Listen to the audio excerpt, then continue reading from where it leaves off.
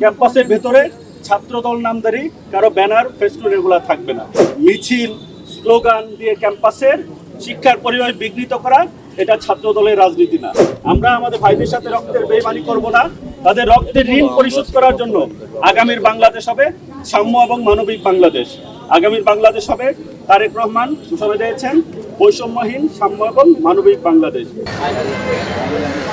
সাম্য ও মানবিক বাংলাদেশ বিনির্মাণে দেশনায়ক তারেক রহমান কর্তৃক প্রদত্ত রাষ্ট্র কাঠামো মেরামতের লক্ষ্যে ৩১ দফা ও শিক্ষার্থীর চোখে আগামীর বাংলাদেশ ও ছাত্র রাজনীতি বিষয়ে চট্টগ্রাম মহানগর ছাত্রদল ও সরকারি কমার্স কলেজ ছাত্রদল প্রতিনিধিদের সাথে মতবিনিময় সভা করেন বাংলাদেশ জাতীয়তাবাদী ছাত্রদল কেন্দ্রীয় সংসদ কর্তৃক গঠিত সাংগঠনিক টিম।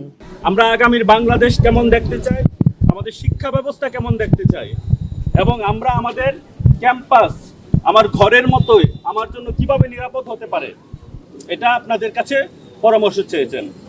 এবং পাশাপাশি উনি এই যে বাংলাদেশ জাতীয়তাবাদী ছাত্র দলের নামধারী কেউ বা আমাদের যে ক্যাম্পাস ভিত্তিক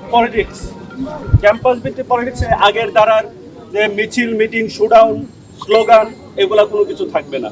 ক্যাম্পাসের ভেতরে ছাত্রদল নামধারী কারো ব্যানার ফেস্টুন এগুলা থাকবে না। আমাদের ছাত্রদলের কর্মসূচি হবে শিক্ষার্থী বান্ধব।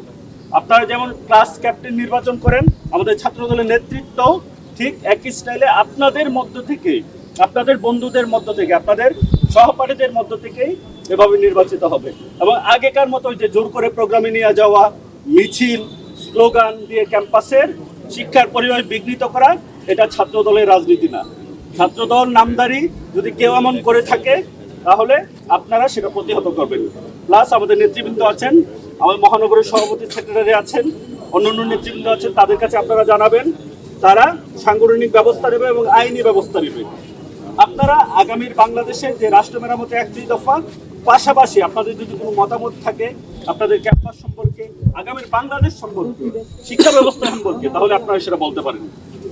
আমরা সেটা আপনাদের মতামত নিয়ে ইনশাআল্লাহ আমরা দেশের জন্য তারেক রহমানের নিকট এটা পৌঁছে দেব।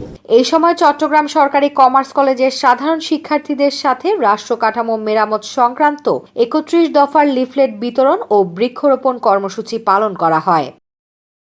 সরকারি কমার্স কলেজ ছাত্রদলের আহ্বায়ক মোহাম্মদ মেহেদী হাসান রায়হানের সভাপতিত্বে ও সদস্য সচিব ফয়সাল উদ্দিনের সঞ্চালনায় সাধারণ শিক্ষার্থীদের উদ্দেশ্যে বক্তব্য প্রদান করেন কেন্দ্রীয় ছাত্রদলের সহসভাপতি ও সাংগঠনিক টিমের প্রধান ইজাজুল কবির রুয়েল, ছাত্রদল কেন্দ্রীয় সংসদের সহসাধারণ সম্পাদক বাইজিদ হোসেন, চট্টগ্রাম মহানগর ছাত্রদলের আহ্বায়ক মোহাম্মদ সাইফুল আলম, সদস্য সচিব শরীফুল ইসলাম তুহিন সহ অন্যান্য নেতৃবৃন্দ। এই সময় আরও উপস্থিত ছিলেন কলেজ ছাত্রদলের সিনিয়র যুগ্ম আহ্বায়ক মামুন চৌধুরী, যুগ্ম আহ্বায়ক মিজানুর রহমান, আক্তার হোসেন পলাশ, সদস্য আরাফাত হোসেন, শান্ত বড়ুয়া, ইমতিয়াজ অমি, জুবায়ের, রবিউল, জিন্না, ওয়াজিদ, নাইমুল সহ কলেজের ছাত্রছাত্রীবৃন্দ।